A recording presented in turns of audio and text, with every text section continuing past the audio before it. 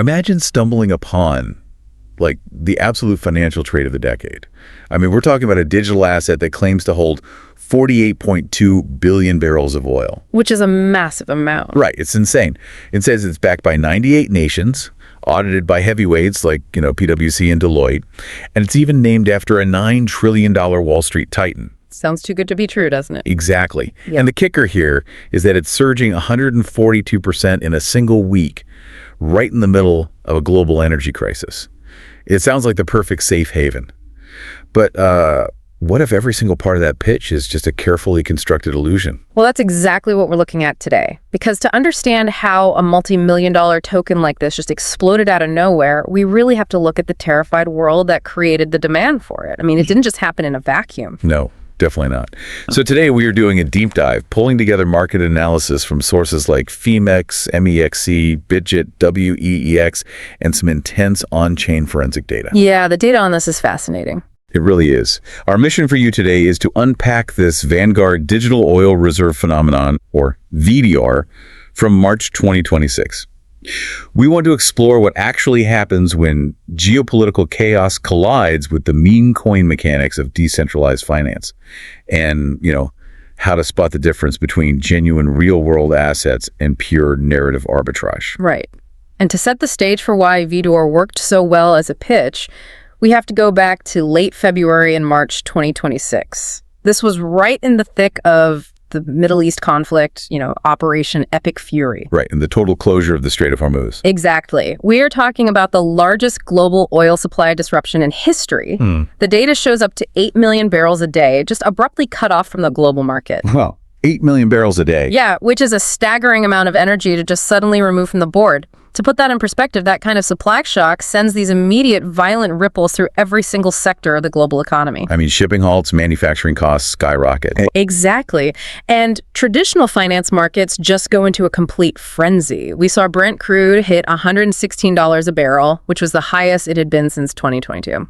And WTI crude was seeing these incredibly violent swings too. But here's where the mechanics of traditional finance actually created the vulnerability for regular people. Oh, the weekend problem. Yeah, exactly.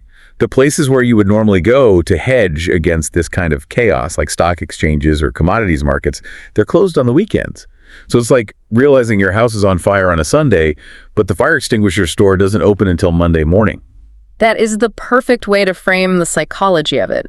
Market analysts actually call this the demand for the Saturday night hedge. The Saturday night hedge, I like that. Yeah, because when a major geopolitical event happens on a Saturday, a retail investor sitting at home just watching the terrifying headlines roll in on their phone feels completely powerless. Right, because their traditional portfolio is just locked until Monday.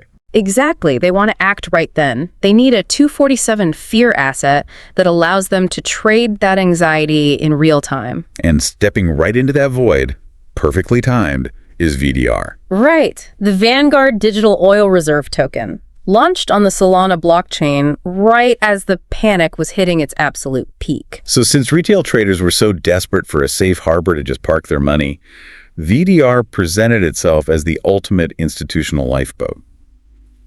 But I'm looking at their marketing from that week, and the facade is almost unbelievable. It really is bold. I mean, they call themselves the Vanguard Digital Oil Reserve.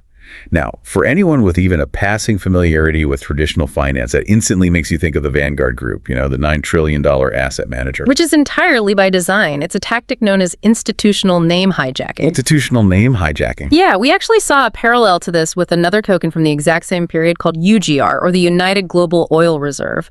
They falsely claimed a partnership with BlackRock. Yeah, they borrow the trust and authority of a legacy financial institution just by adopting a similar name. And just to be completely clear here, Vanguard had zero affiliation with VDOR. None at all. Right. It's like me putting on a pilot's uniform, standing next to a Boeing 747 on the tarmac, and selling you tickets to Paris.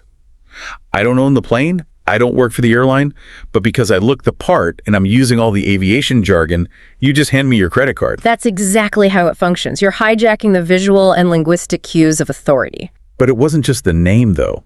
The claims they were making, they publicly stated they were holding $4.8 trillion in reserve value. Yeah, across underground salt caverns. Underground salt caverns, Yeah. and backed by 23 sovereign wealth funds, and fully audited by Deloitte and PwC. Wait, let me stop right there. Because if someone is publicly claiming Deloitte is auditing $4.8 trillion in underground oil for an anonymous crypto project, how is that not front-page global news?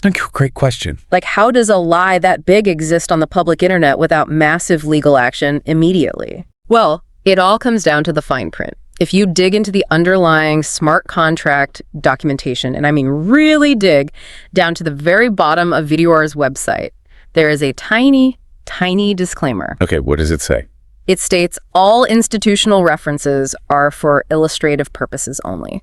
Illustrative purposes only. You have got to be kidding me. I'm really not. The team behind it is completely anonymous. There are no corporate registrations, no verified custodians.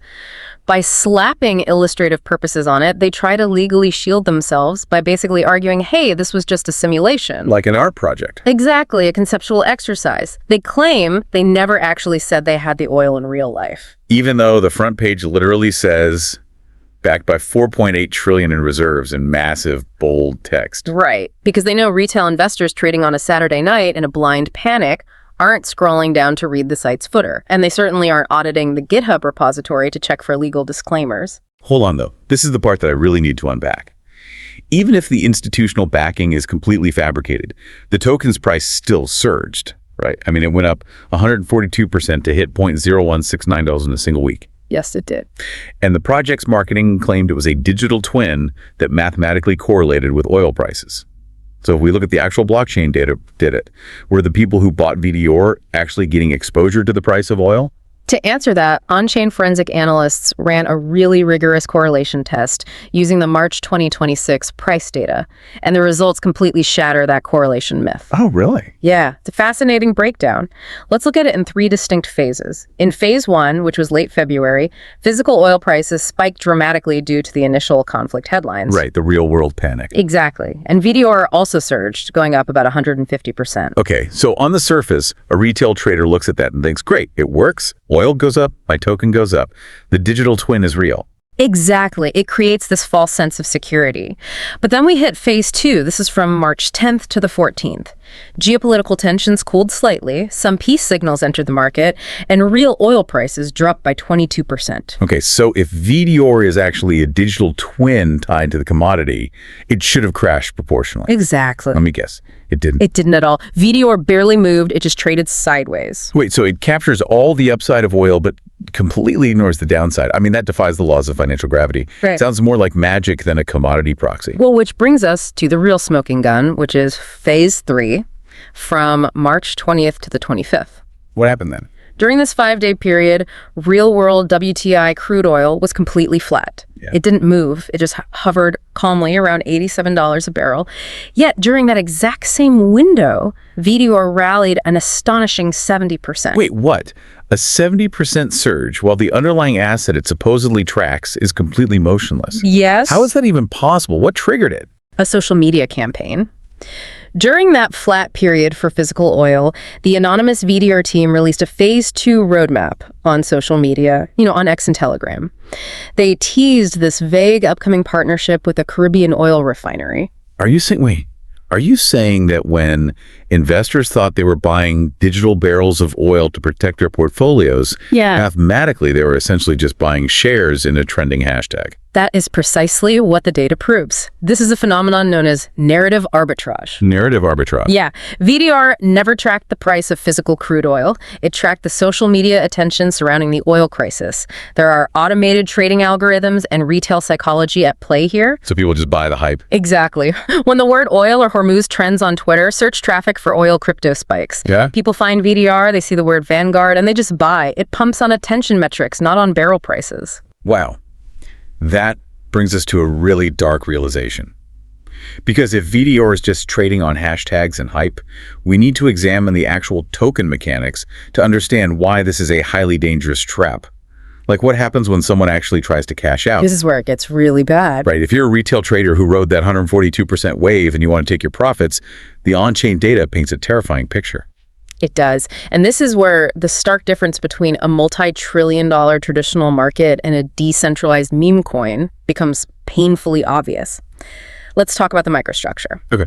VDOR boasted a market cap between $24 million and $33 million during this peak. Now, to a retail investor, $30 million sounds like a heavily traded, highly liquid asset. Right. $30 million implies a deep market where you can buy and sell freely without crashing the price. But that's the illusion of market cap in crypto. Market cap is just a simple mathematical formula. It's the last traded price multiplied by the total circulating supply of tokens. So it's just math on paper. Exactly. It does not mean there is $30 million of actual cash sitting in a vault waiting to buy your tokens when you sell. For that, you have to look at the DX, the liquidity. That's the actual decentralized exchange pool where the trading happens. And how much actual money was in the VDOR liquidity pool? Shockingly thin. Only about $300,000 to $500,000. Oh, wow. So it's like owning a multi-million-dollar mansion, but the only exit door is the exact size of a mouse hole. Perfect analogy. It looks great on paper. You feel incredibly rich looking at your portfolio app. But if everyone tries to leave the house at the exact same time, it's a catastrophe. You physically cannot get your money out. That hits the nail on the head. And because that liquidity pool is so incredibly shallow, it creates a mechanical vulnerability called massive slippage. Slippage, right? Yeah. Automated market makers, or AMMs, price assets based on the ratio of tokens to dollars in the pool. When the dollar side is that small, a single buy order of just $5,000 can disrupt the ratio so violently that it rockets the price of VDR up 10% to 15% in a single second. Wait, really? Just $5,000 moves a so-called $30 million asset by 15%? Yes. And this creates a very specific visual on the trading charts that forensic analysts look for. It's called a staircase pattern. The price chart is completely flat, then suddenly jumps vertically, goes flat again, jumps vertically again. Which means it's not organic. It's not thousands of people naturally buying and selling. Right. It's a classic signature of manipulation. A few moderately sized coordinated buy orders deliberately hit that thin liquidity pool to manufacture the illusion of a massive, unstoppable rally. To trigger FOMO. Exactly. Fear of missing out on retail traders. And to make matters even messier, there's this weird ticker confusion happening simultaneously in all this chaos. Oh yeah, the collateral damage. Because retail traders were rushing to their exchange apps to blindly buy the oil token they saw trending, many mistakenly bought a completely unrelated token called VODRA. VODRA. Yeah, and it uses the ticker symbol VDR. VDR instead of VDR. Exactly. VODRA is actually an obscure ad monetization token from 2021. It has absolutely nothing to do with oil, geopolitics, or commodities, but because of the ticker similarity, its price skyrocketed too. That is wild. It just highlights how this entire ecosystem was being driven by blind panic and keyword matching rather than any, fundamental due diligence. Definitely. So what is the end game of a setup like VDOR? If the liquidity is a mouse hole, the backing is illustrative, and the price is artificially stair-stepped up, how does the trap actually snap shut? The on-chain data points to a very specific looming catalyst. The anonymous VDR team set a self-imposed April 7 deadline. Okay, April 7. They hyped this date on all their channels, claiming it was the day they would launch their institutional custody apps. The classic event horizon. Exactly. In crypto, launch dates are historically the point of maximum risk. There is a very old financial adage, buy the rumor, sell the news. What happens is, these highly anticipated dates turn into massive exit events. The early buyers, the insiders and whales who got in when the price was fractions of a penny, they use the surge of late retail buyers as their exit liquidity. Let me make sure I'm visualizing this correctly. The late buyers are the people FOMOing in on April 6th, hoping for a miracle price pump on April 7th. So they are bringing fresh cash into that tiny liquidity pool. Yep. And the whales use that fresh cash to finally squeeze their massive bags through the mouse hole. Precisely. They dump their tokens into the pool, extracting all the real dollars and leaving the retail investors holding millions of worthless VDR tokens. Ouch. And considering the team already hid behind the illustrative purposes disclaimer, the chances of a real working institutional custody app actually launching on April 7th were essentially zero. The dump was inevitable. Wow. So let's pivot here, because I really don't want to leave you thinking that the entire concept of digitizing assets is just a scam. If VDOR is the mirage, what does a real, legitimate digital commodity actually look like? Say you're listening and you genuinely want to use blockchain technology to hedge against inflation or buy gold or oil. It's a vital distinction. True real-world assets, or RWAs, operate in a completely different universe of compliance and transparency. Let's look at a gold token like PXG, which is Paxos Gold. Okay. Unlike VDOR claiming anonymous salt caverns, PXG is fully audited. It is backed one-to-one by actual physical gold bars sitting in Brink's vaults in London. But how do we know that? Because, VDOR claimed they had audits too. How does a regular person verify the difference between a real digital asset and a fake one? Through a mechanism called cryptographic proof of reserves. With a legitimate RWA, you don't just take their word for it. The custodian, in this case Paxos Trust, is a named, legally regulated entity in New York. Oh, so there are actual legal consequences. Yes. The audits aren't just a JPEG on a website. They are cryptographically signed attestations published directly to the blockchain by independent accounting firms. And they match the serial numbers of the gold bars to the tokens in circulation. That's incredible. Yeah, you can literally take your PXG token and legally redeem it for the physical gold. That's the ultimate receipt right there. If you can't exchange the token for the physical item, or at least its exact cash equivalent through a regulated entity, you don't own the asset. You basically just own a meme. Exactly. Now, what if you want exposure specifically to oil price movements without the hassle of physical delivery, but you want to avoid the VDO meme coin trap? Right. How do you do that? Well, there are legitimate decentralized derivatives. Platforms like Femex or WEEX offer actual WTI perpetual contracts. The ticker for that is OILUSDT. Okay, I have to ask, what exactly is a perpetual contract? And how does the blockchain know the true price of WTI crude oil without relying on some guy just manually typing it in? Because that sounds like another vulnerability. That is the absolute genius of decentralized oracles. A perpetual contract is a synthetic derivative. It mathematically mirrors the price of oil without you having to store barrels in your backyard. Right. But to ensure the price is accurate, it uses an oracle network like Chainlink. Instead of one guy typing in the price, an oracle is a decentralized network of hundreds of independent nodes. Oh, I see. Yeah, they constantly fetch the official price of crude oil from traditional heavyweights like the CME, the Chicago Mercantile Exchange, and Bloomberg. So they basically crowdsource the truth. Basically, yeah. The nodes reach a consensus on the exact current price of oil and securely feed that data into the blockchain smart contract. If real WTI crude goes up 5% in Chicago, the oracle updates the contract and your purely digital position goes up exactly 5%. Wow, so it is mathematically pegged to reality. It doesn't rely on anonymous Telegram accounts teasing fake Caribbean refineries. Exactly. Okay, let's bring all these threads together for you. The March 2026 VDOR saga is an absolute masterclass in how powerful narratives, and specifically geopolitical fear, can be weaponized.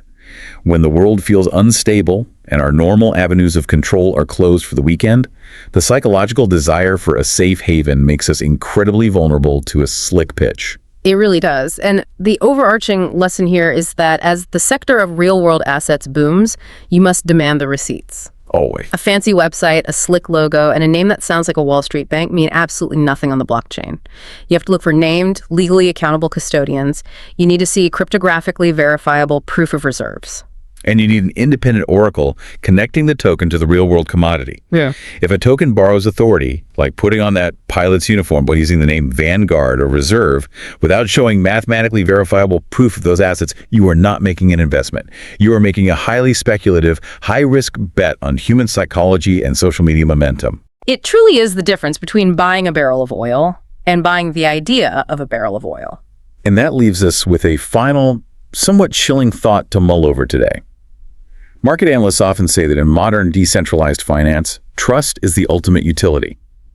But as branding gets slicker, and as AI and decentralized tools make it easier and faster to fabricate these trillion-dollar illusions out of thin air, what happens next? Yeah, it's the systemic risk no one is fully prepared for. Right. Like, how long until a fake digital asset becomes so convincing, so widely adopted by institutional algorithms scraping social media, that its inevitable collapse actually triggers real-world margin calls? In the next global crisis, when the house is on fire and you're desperately looking for that extinguisher, will we even be able to tell the difference between a legitimate financial life raft and a digital mirage? That's the billion-dollar question. Think back to that perfectly constructed illusion we talked about at the start. 48 billion barrels of oil, audited, backed by sovereign nations. It looked flawless on a Sunday night. But as we've seen today, sometimes the perfect safe haven is just an empty room with a very convincing coat of paint. So demand the receipts. Exactly. Yeah. Thanks for diving deep with us.